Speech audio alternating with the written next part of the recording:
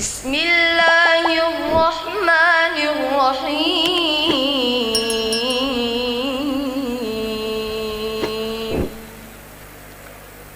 الذين كفروا وصدوا عن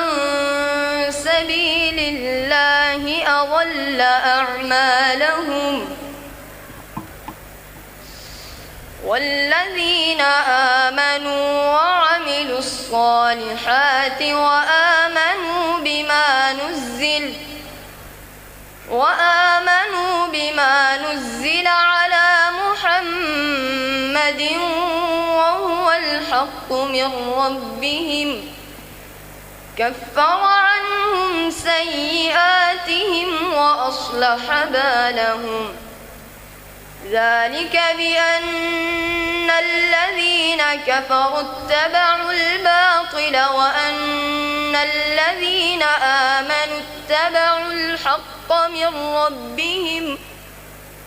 كذلك يضرب الله للناس أمثالهم فإذا لقيتم الذين كفروا فضرب الرقاب حتى إذا أثخنتموهم فشدوا الوثاق فإما منا بعد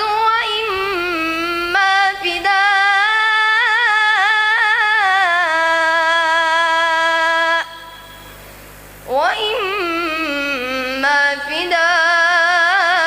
فداء حتى تضع الحرب أوزارها ذلك ولو يشاء الله لانتصر منهم ولكن ليبلو بعضكم ببعض والذين قتلوا في سبيل الله فلن يضل أعمالهم سيهديهم ويصلح بالهم